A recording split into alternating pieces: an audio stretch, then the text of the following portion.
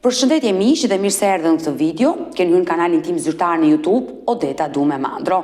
Për të qenë pjesë e live-eve të mia, mund të abonoheni duke klikuar poshtë tek fotoja ime.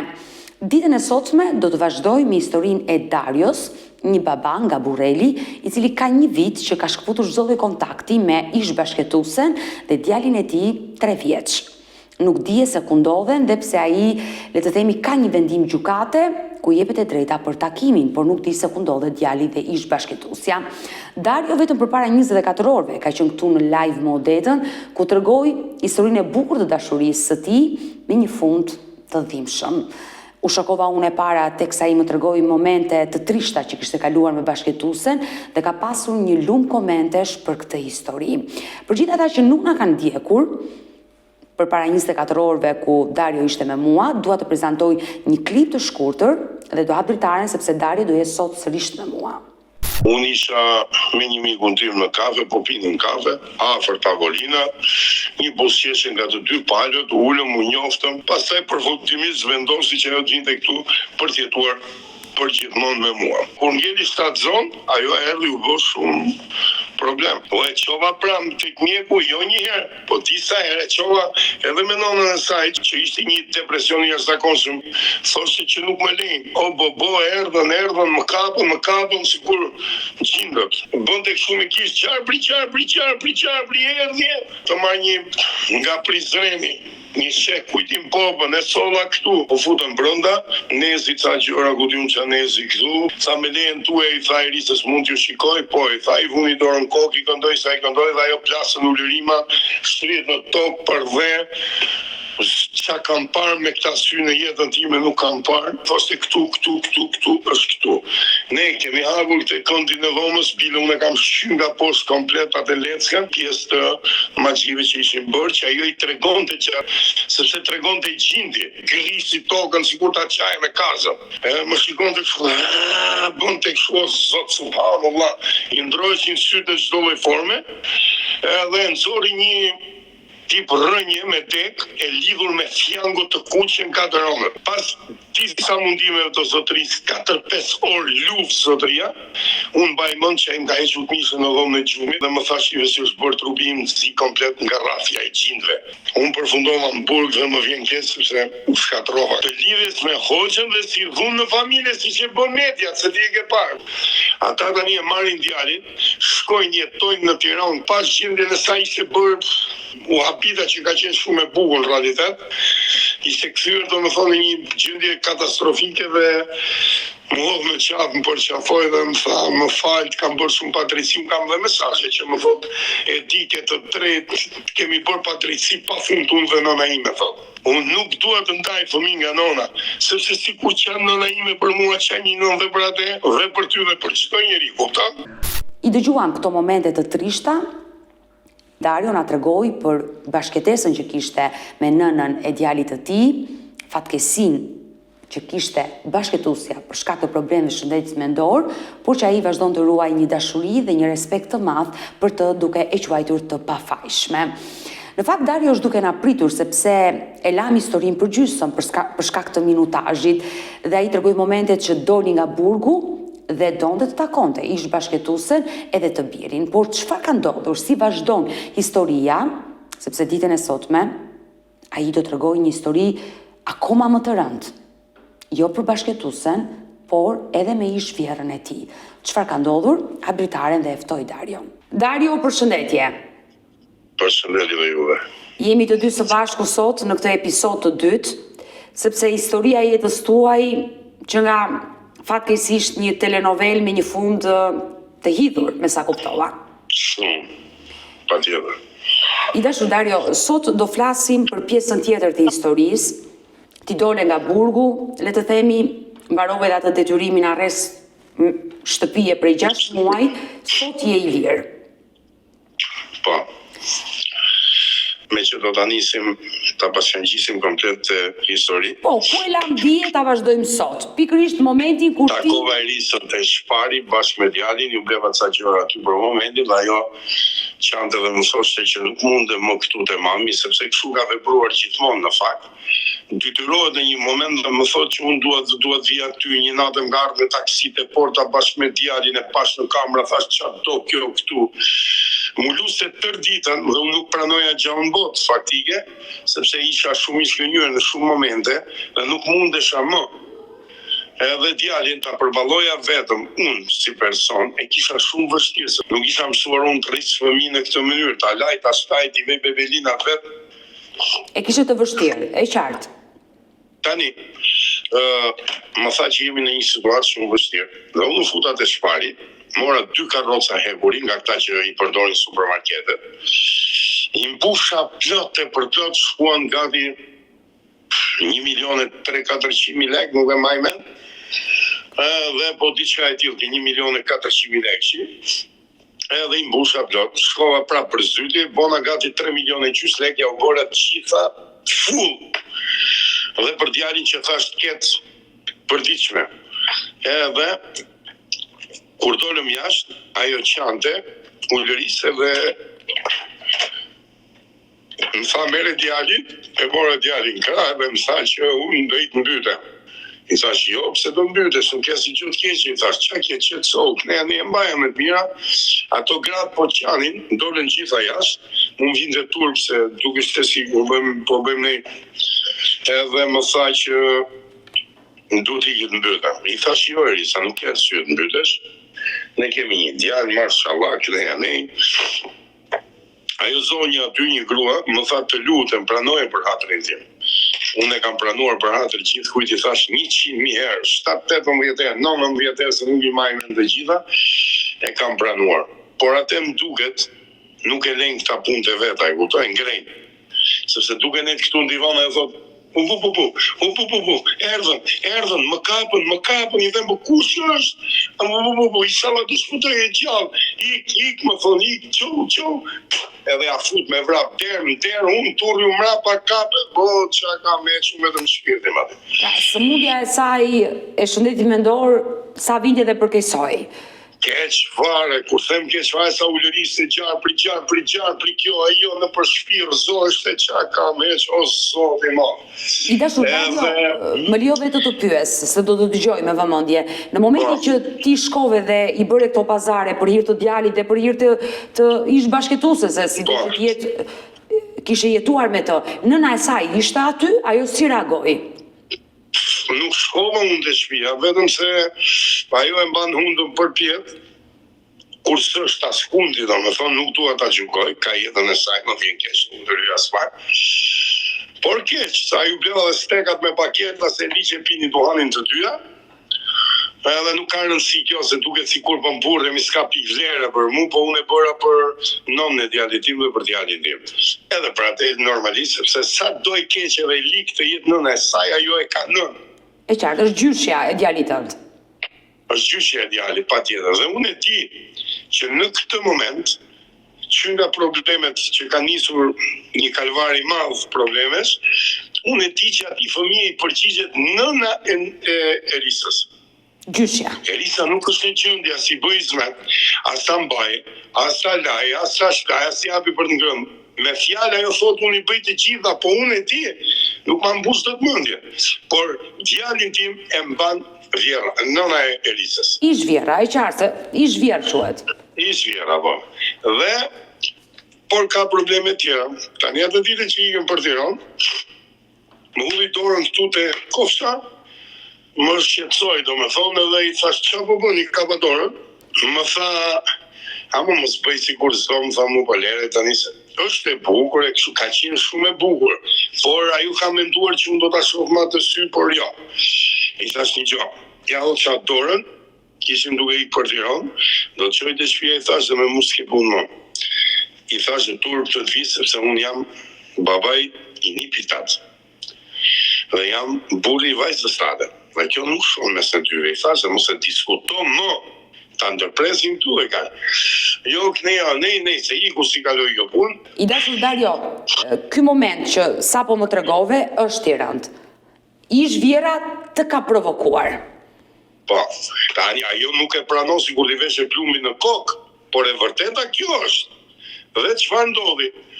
Në shtëpinë tonë këtu, një natë ne po rrinim te televizori ma tonë dhe vote kuzhina tjetër, edhe e zuri gjumi Erisën bashkë me djalin, ishte ko mos gabojmë dimër, nuk e maj mena sa kishte hyrë dimri diçka e tillë. Edhe më erdhi keq si zgjoja, i mbulova të dy, edhe unë çova nga tjerë, erdha këtu te kamerat te televizori, u shtriva këtu në divan. Nga ora 3:30 natës do dilja jashtë në tualet për nevojat e mia dhe ajo më doli nder të vëmës gjumit aty përballë. Po thuj se e zhveshur. Dhe më kapi për kam, hajde futu mrena, ku të shuaj të shumë? Hajde këtu në. I tha qike të vitë turp, se unë nuk e bëj këtë gjë sa tjetë ajvash. Me ty jo, se je nona e bashkëshortës. Edhe më tha futu këtu, tha se të premtoj vetëm diçka që o unë, edhe ti dhe Erisa, ose ti me Erisën dhe pa mu, që s'ka për të ndodhë kur më dhe. Është shumë e rëndë. Edhe i thash turp të të vi, unë vdes, dhe këte me ty nuk e bëj kur. Se nuk shkon, diçka që nuk shkon. Sa do e bukur tjetë ajo, sa do yll t'isha ajo, unë nuk e shikoj nanën e bashkëshortës si me matëshy. E qartë. Nuk shkon. Edhe këtu lindi një, do me thonë, situatë akoma më, u krija një situatë akoma më e vështirë, sepse ajo vazhdoi mante turi, më solli një shoqe nga Greqia, ja harrova emrin, Kristina mos gabohem, me solli 5 ditë këtu, kishin nejtë në burg të Greqisë, sepse nona e Erisës ka bërë 11 vjet e gjys burg në Greqi. Për heroin. Shpërndarje të lëndëve narkotike. Bravo, ja kanë qenë dhe në shtëpi me kile, nuk e di. 11 vjet e gjys i ka bërë burg, dhe ajo i ka paslon fëmijët e saj rrugëve. Unë e ti, së tu talë ajo pjesë, fa i thash, po t'jem ballë për ballë me ty, do flisja shumë gjëra.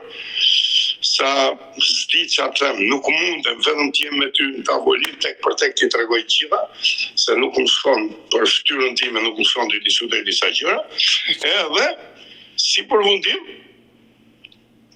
u kthye nga atje, u bashku me fëmijët me demek, djali i në Francë, edhe mu bo me gocën, që rrinim bashkë me një shtëpi me qera në thyja të Thesarit, të freskullar të Thesarit, ku i njofta unë. Tani, në momentet që ndodhen këto gjëra që unë refuzova kundrejt saj, ajo solja dhe greken këtu, ajo u knaq te i masi, i bëra një respekt, kam dhe videot në bache që hani me pini, me grenim shëndetet, kërceni në përbache, se i kam vëndet sa boksani në përbache, në verande gjithaj. Edhe, më ka sjell dhe shoqëri tjetër, mi ka sjell këtu, ka ne të gjithë që në shpityre, se unë ashtu zemre kam me gjithë, nuk jam palacio, nuk kam pa drejtësi masi, me qef nuk i duroj dhe pa drejtësi, po nuk i piku në qafë, dhe kështu që ndodhi që ndodhi, unë shkatrova totalisht dhe familjarisht, por nuk më vjen keq për vetën as pak, sa më vjen keq edhe për nonën e djalit dhe për djalin. I dashur Dario, dua të pyes. Ikja e bashkëtuesës tënde ka qenë e shpesht, sa le të themi, jeta juaj ka qenë rrëmuj për shkak të sëmundjes saj. Ajo ikte, vinte, pavarësisht se ti u mundove të bëje gjithçka që familjen ta mbaje të fortë, por fatkeqësisht u shpërnda familja juaj. Më thej një moment, mos gaboj, dije, kur ishim bashkë live, që kur vajte në Tiranë ta takoja, nuk më lejoj se ajo kishte një urdhër mbrojtje. Do me thënë, çfarë ndodhi më pas mes teje dhe Erisës? Ajo iku tek nëna e saj, nëna sipas teje e mbante dhe kujdese dhe për djalin tënd. Erisa në këndvështrimin tënd të do, por nuk vjen dot të jetoj me ty. Çfarë ndodhi që ajo u pais me një urdhër mbrojtje? Erisa edhe po të vi, unë e kam me provojse, edhe nëse ajo vjen, thot që do vite shtëpia, nuk ndodh më, s'ka për të ndodh më, unë e di që ndodh prap. Flen, në momentin që ajo zgjohet, ajo direkt reagimi saj është ky. Sa të zbardhi drita, ajo kërkon rroba kot i erë. Kur që ka ime, ku e rrobat e mia? Ika, ka marrë malli mami për mua, ka marrë malli mami, së lita pa mu, jo, mami do me pa mu. Shuba. Dhe ky është rasti më i habitshëm që unë kam vënë shumë gjëra ndryshim, sepse nuk ka rrugë tjetër. Sa është e mami, ajo kërkon vite kun qan, ulëret, du, shpirt, semër, bërt, gjithçka, sa të vi këtu, ajo nuk bëhet fjalë që qëndroj dhe një sekond këtu, sepse kërkon shkoj te nona, sikur nonën e ka marrë mallin, më nuk rritot pa mamin. E qartë, e kuptoj. Tani, në momentin që thash ty të shpari, mora një shtëpi me qera, më tha ajo, ma kërkoj dhe unë prapë kisha si ide vetë për para reagime ta ndodhin këto gjëra vetëm në shtëpinë time. Mos është bërë në i hata, po ndodhe aty, e kupton? Mendimi ideja ime. E kupton. E mora shtëpinë me qera, nëse më lejo, mund ta do të flasësh, më thuaj të lutem. Jo, po të dëgjoj, nëse dua të bëj pyetje të ndërpres, po. Okej, faleminderit. E mora shtëpinë me qera, vinte bashkë me djalin, si ishim shumë afër, unë nuk shkoja tek ata asnjëherë, më fal, alhamdulillah. Edhe mora bashkë me djalin. Imagjino, nuk po ta them për kompliment, i çoja vetëm në restorante në përpikat më të bukura që të bëj be në Allahin Kur'an për një muaj, kam prish me erisën për një 27 ditë, 45 milion. Në pikat më turistike, 45 milion, më vraf Allahu, më vraf buka e Kur'anit. E qartë, e kuptoj. Dhe ajo e pranon vetë, nuk e mohon kur. Tani, e merja shkonim në për restorante, shkonim të këta dyqane që pregatisim pesh, se djali kishte shumë qef pesh, rinim bashkë, knaqeshim, dilim me për kafe të shtrenjta, mirë, kalonim mirë. Në një moment të sipër, vinte koha për të fjetur do finin, në mjes ndodhte njëjta situatë. O, me te për mu ka marrë malli mami s'rrito pa mu, mendoj që ka bërë diçka. Që Erisa mos të ketë përqendrim tek unë, mos të ketë vend tek unë, që të kthehet vetëm tek ajo, dhe kjo më bën shumë përshtypje, se kjo ndodh gjithmonë. E kam çuar Erisën dhe në fark të madhe te hoxha, në fark të madhe. E kam çuar Erisën në 3-4 vende të fuqishme. Elhamdulillah, i fuqishëm është Allahu, asnjë s'bën dot asgjë pa forcën e Allahut. Edhe si përfundim, më ka thonë zotëria në fark të madhe që unë nuk kam që t'i bëj këti lloj robi. Nuk kam që t'i bëj, më tha, sepse në momentin që ai vazhdoi të këndonte sure, ne ishim në xhamin e madhe në fark, në një dhomë që ishte me një kuzhinë, me një kënd dhome. Ajo filloi lunte dorën këmbën, i binte shpinës, dil nga trupi im, u lëriste me të madhe plasishte për toke, o çka kam pas në bëhet mish, o zot, çka kam pa unë me këta sy. Pra, le të themi që... Edhe më tha zotëria, unë nuk kam që bëj, më thuaj. Jo, të thosha që, le të themi ti vazhdove, ta dërgoje... Nuk e leja kurrë, sepse ishte nona e djalit, të e bëja më të mirë. Dhe pas atij skandali që ndodhi në media me ato video... Po, gjitha, unë prapë vazhdoja. Vazhdove për të gjetur një shpëtim për Erisën. Po, pastaj do të ndërpres vetëm një sekond të tregoj diçka tjetër. Unë kisha ca ditë që nuk kisha më kontakt. Ushtrova në spital në Tiranë për një problem të vogël në gjak. Po. Edhe po burohesha se kam edhe ca miq doktor aty të mirë edhe të lartë dhe më ndihmuan në kurime ashtu për yndyrna dhe gjak. Edhe vjen daja e Erisës që ai vinte gjithmonë këtu, është një burr zotëri që i nderuar. Kam shumë respekt, është një 72 vjeç, po është zotëri burr. Ka ardhur këtu në shtëpinë time disa herë, kemi ngrënë, kemi pirë, kemi nejtë si shok, si vëllezër, jo si miq.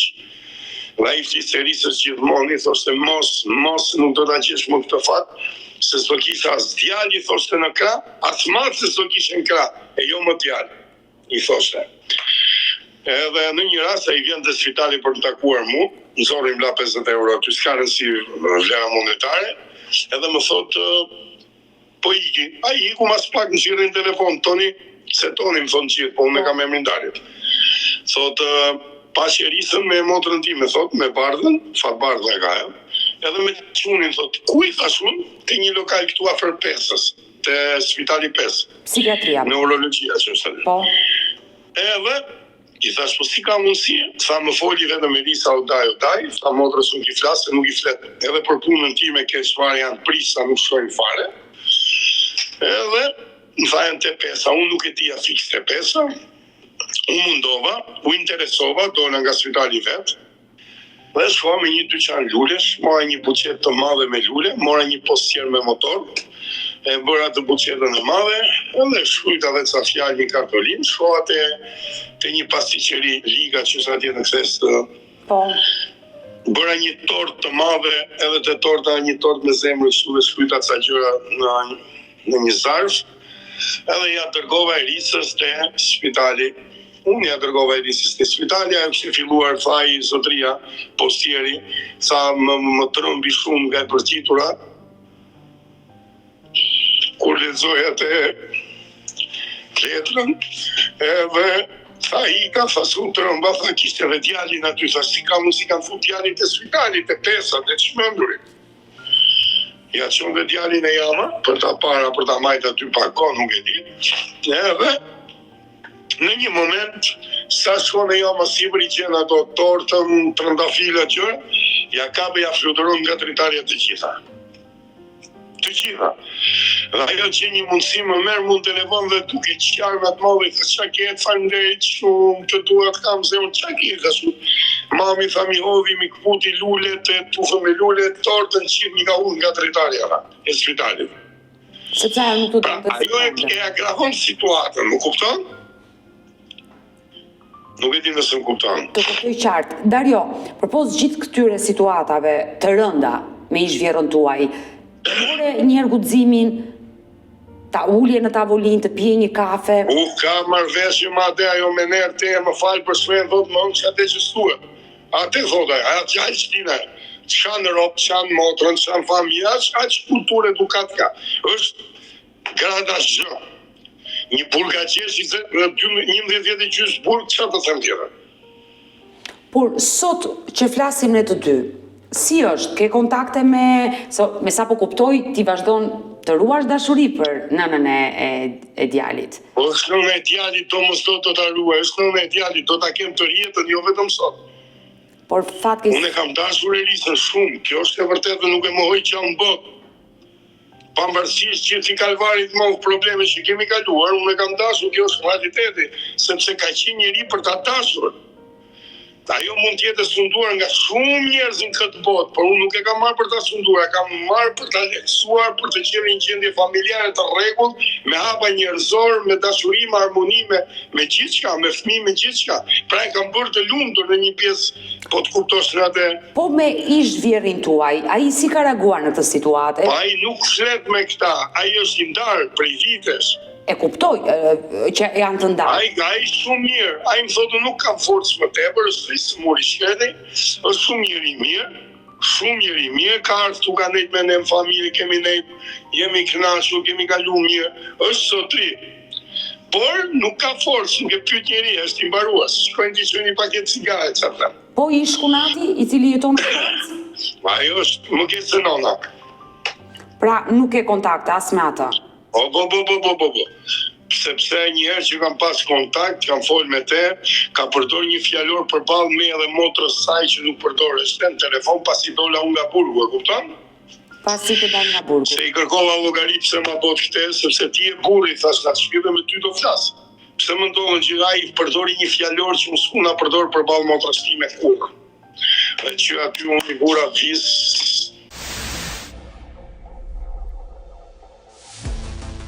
I dashur Dario, si është sot shëndeti i Erisës? Ti ke kontakte me të?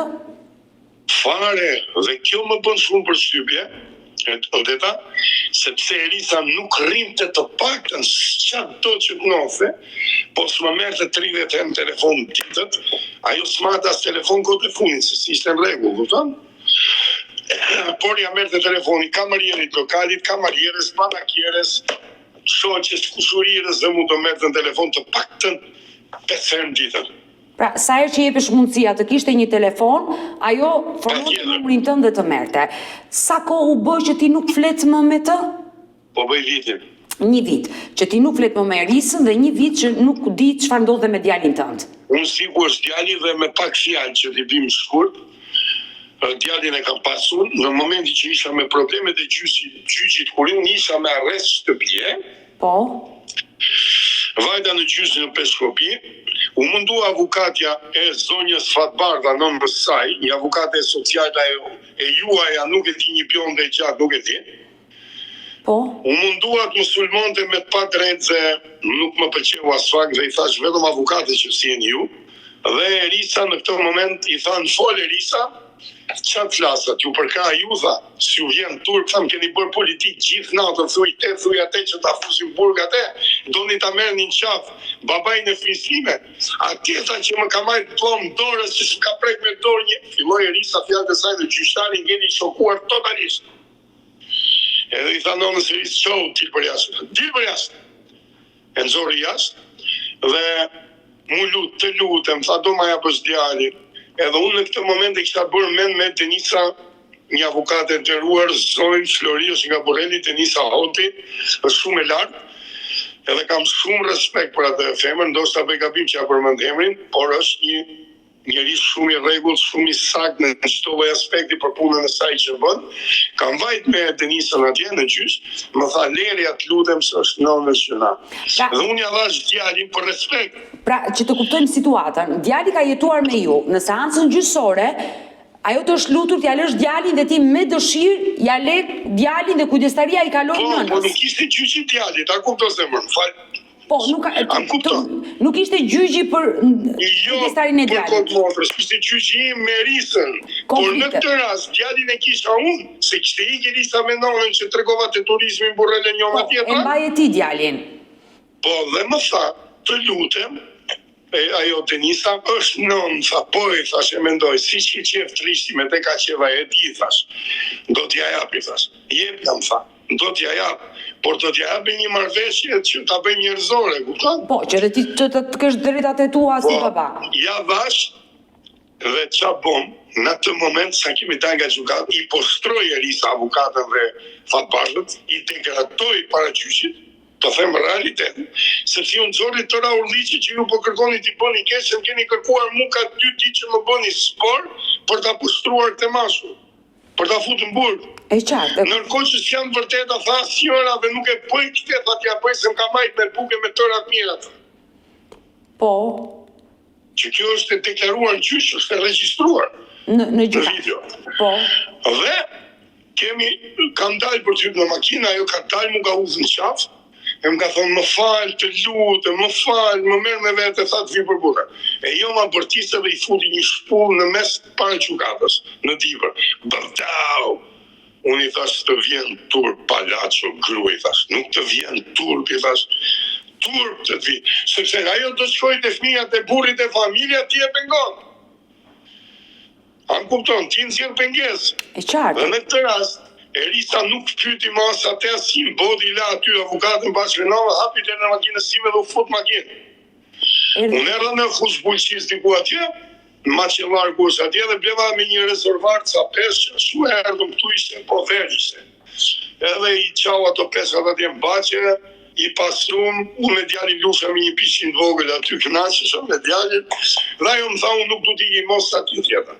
Sa që Erisa, unë e ti që ndjetate. Unë e ti, më vjen keq, kjo nuk ekziston, të betojmë kokë qunit kokë. Unë e tisha, sa të vjen nesërmja do flasë. Sa vjen nesërmja, erdhën 2 miqë, kanë edhe atje për jashtë mba që banim po pinim, në bukë si për e rrim të këshu. Tha që ke zemër? Sa unë du të shkoj të mami të nesërmen. Qartë. Pra, gjithmonë këmbgulje saj për të ardhur dhe këmbgulje të nesërmen është përthigur. Por... Dua të të bëj pyetje Dario për sa i përket djalit. Ndalemi këtu se kjo është ajo pikë që ty të dhëmë së shumti. Djali është 3 vjeç e gjys. Jo, si ka bërë 3 vjeç që bëm isë me 18 maj. S'ka mbushur ende 3 vjeç. Dhe ke një vit që nuk i ke dëgjuar zëri, nuk e ke takuar dhe nuk ke asnjë informacion për jetën e tij. Po bëj gati një vit se eksakt staja do, po bëj gati një vit. E qartë. Ti atësin e ke njohur. Atësinë e djalit e ke njohur, ja ke dhënë. Djali është emër tim, Eldario, se i kam dhënë unë e kam Dario, e Erisa mora një germ të Erisës dhe e bëra Eldario Bruçi. Dhe kam hudhë të njësia të farmacia 10 që është një gjenë civile aty nuk e di. Po, 4 mos gaboj, mund të jetë. Bravo, e kam hudhë aty, por djali është emrin tim. Dua të të pyes, je drejtuar gjykatës? Këtu du të përqendrohesh. Kjo është shumë e bukur. Atëherë më trego. Si fillim ju kam drejtuar rajonit Burrelit. për të gjetur fëmijën time, më kanë thonë drejtoju gjykatës. Jam drejtuar gjykatës, jam drejtuar avukatës, jam drejtuar rajonit numër 4, jam drejtuar rajonit numër 3. Nuk kam gjetur asnjë zgjidhje të gjej fëmijën time. Dhe erdh puna, i kërkova Irisës, asaj Denisës, avukatës tani për të hapur një gjyq për djalin se nuk mundesh më. U hap gjyqi dhe vajta në Tiranë, në Myslim Shyrje, në gjykat aty. Po. Vajta përkundrazi kam makinë, nuk kalonim dot nga trafiku orari, po kalonte dhe një njeri me motor nga Berati, kam dhënë numrin aty. Kam zjerë ca lekë, ja kam hudhi, kam thënë ma bëj të ndera, më tha nuk du lek, ma bëri ndera, më çoj motor shpejt e shpejt për të kap gjyqin. Kam vajtë e gjykata e më futu brenda. Edhe u diskutu punë e djalit. Ai gjyqari shumë njeri mirë, foli saksisht, vuri dorën zemër tamam, edhe më pëlqeu shumë si njeri, zotri njeri. I tha, si kam si nuk janë gjendur, i tha nuk po i gjejmë dot në asnjë lloj mënyre, tha. Ai i tha Denisa. Tha pse si ke kërkuar ti Dario? Jo, i thash te nuk mund ma thuash. Ti kërkoj unë i bie që unë ty viktime bëhem të luj menç. Nëse unë do përpiqem me ta. E dyta, sepse nuk kam nerva, nuk duroj dot më. Pra më mirë ruaj distancën dhe ja ulej liç zhvendësve dhe liç patusve çdo gjë, se sa unë shkoj në debate probleme tilla, shkoj burqeve, kupton? E qartë, e kuptoj. Unë vetën dhe unë dhe djalin, përfundimisht. Dhe më tha, ai gjyqtari më tha, duhet i kishe kërkuar jo, i thash, te nuk e bëj se kur isha dhe me urdhër mbrojtje, unë jam afruar për t'ju dhënë një ndihmë dhe e joma e saj ka shkuar te rëndi numër 4, ka thonë që ai ka ardhur me njëra tjetër më thirrën, unë bëja në përmet atëherë me makinë. Edhe kur më morën u habita, i thashe, zot, unë ju ofroj bukë e këta me gure, kupton? I qartë, dhe nuk dohet të bëje gabime për të gjetur adresën që jeton ajo. Bëri një denoncim që kishe humbur. Me datën 21 tani, tha gjyqtari, se ishte para vitit 3 gjyqi parë. Dhe para vitit 3 ai mori vendimin që unë të kem të drejtë ta shikoj në WhatsApp, të flas me djalin, ta takoj djalin.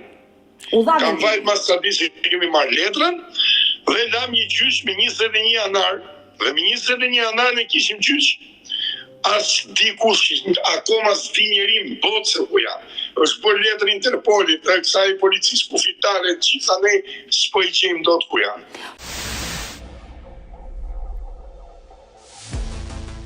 Por nga policia kufitare zbulohet nga sistemi TIMS, kanë dalë jashtë territorit të Shqipërisë apo janë brenda territorit të Shqipërisë? Ta them unë. Policia e verifikon. Zbulohet në një mënyrë kur ata lëvizin me pasaport, zbulohet. Po përderisa nëna e Irisës është me jo të drejta të hyrë ajo nuk mund hyrë që të dalin në sistemin e policisë kufitare.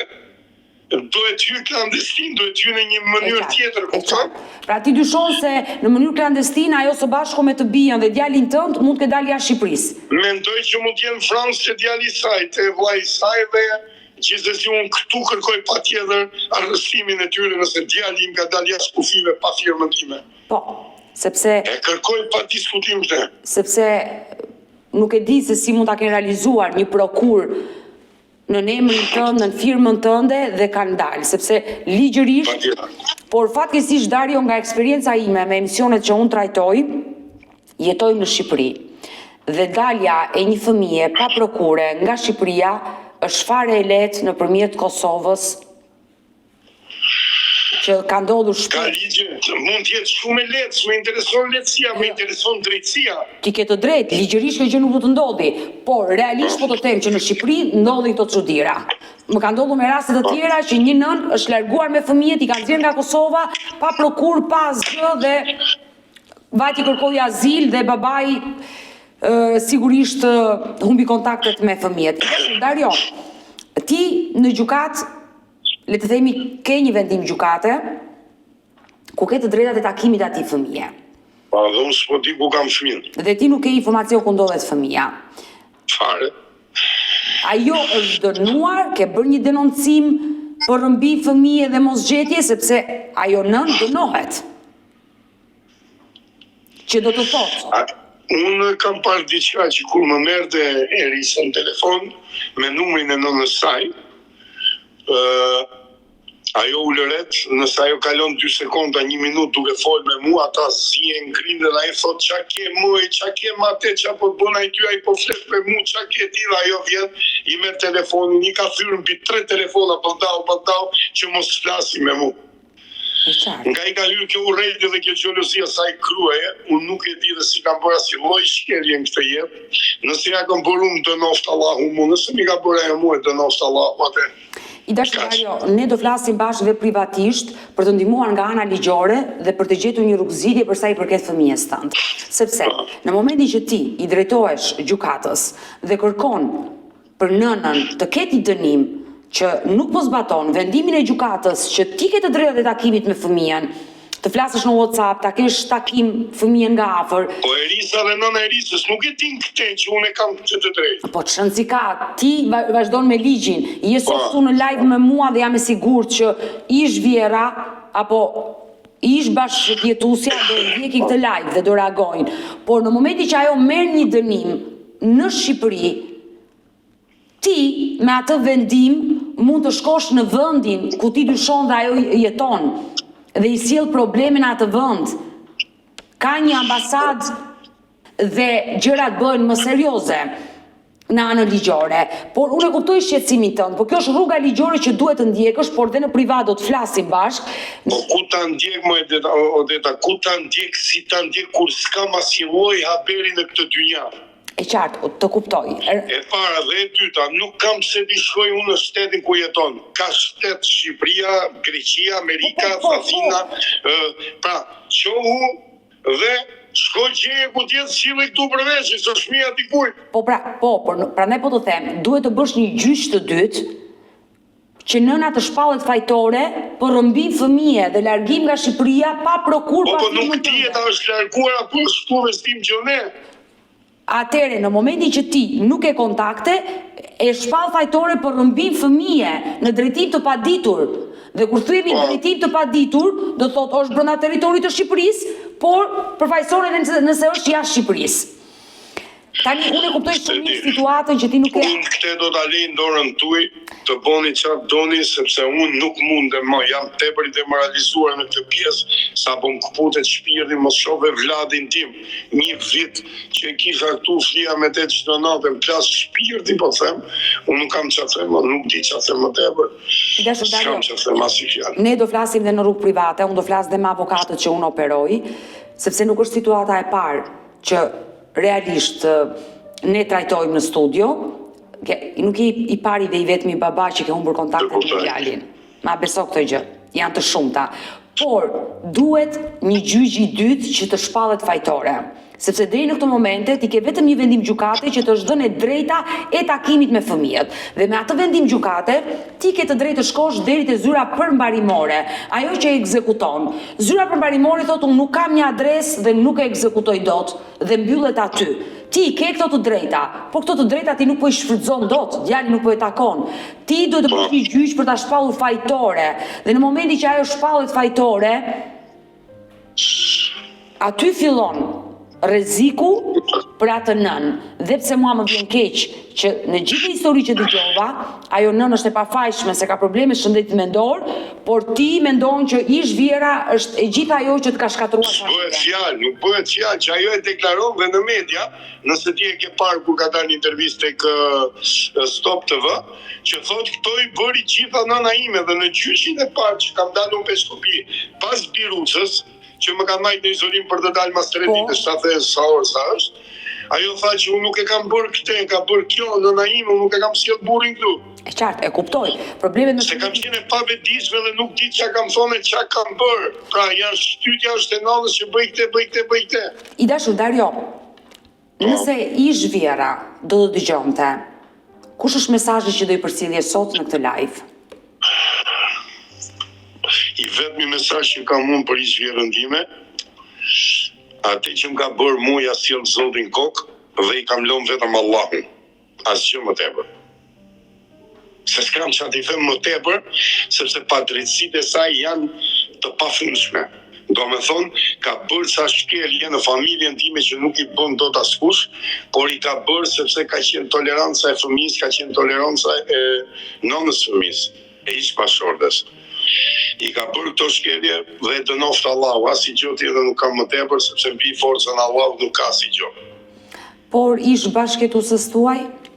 Më vjen keq shumë për te, sepse e di që nuk është rob i tillë, e di që ka një zemër Flori, është e prishtë, është e urtë, është e sjellshme, është shumë e sjellshme, pavarësisht se ajo non e ka thurë si ai teli me gjëmba dhe njerë të shpon majtas, njerë djathas, s'di çfarë të them, ajo është një non nuk di që them se nuk du të flas fjalë që nuk duhen folur, por unë di them këte, që ajo shkon në karburant me makinën e saj që mund t'jetë me naftë, dhe i thot zotris mi fut 10 litra benzin, a i thot o goc, kur e hapat e kjo nuk është me benzin, është me naftë, thot futi benzin se kjo do heci se du unë edhe me benzin, e kupton që atipi është?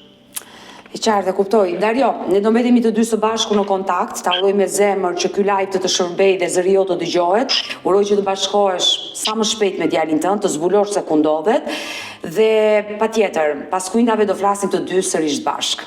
Faleminderit. Edhe diçka tjetër, në kohën që mora shtëpinë Tiranë ta plotësoj edhe këtë, kishte raste që donin të rrinim më lirë, që ndinim, hanim pillë dhe merrja një hotel, domethënë bashkë me djalin dhe mirisëm, leja qëra, rrinim aty, kënaqeshim dhe ajo e telefononte minutë mas minutë, i ktheu në shtëpi, do thirr policinë se ishte mundur mbrojtje. E qartë. Ajo thotë thrit policia këtë dush, unë do rri me burrin tim.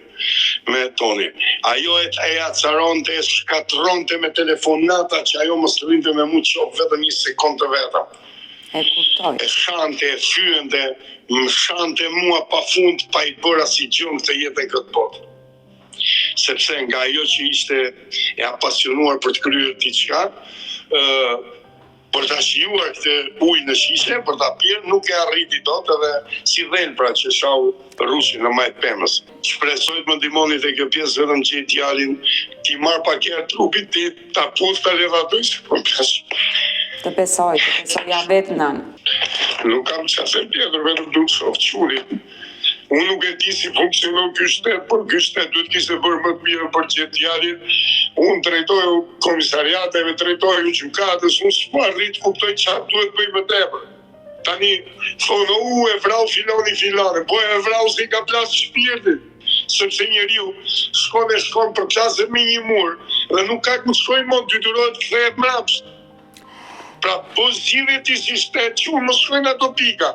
Ti po zgjidhje si shtet vetëm kur ti intereson financa. Jo.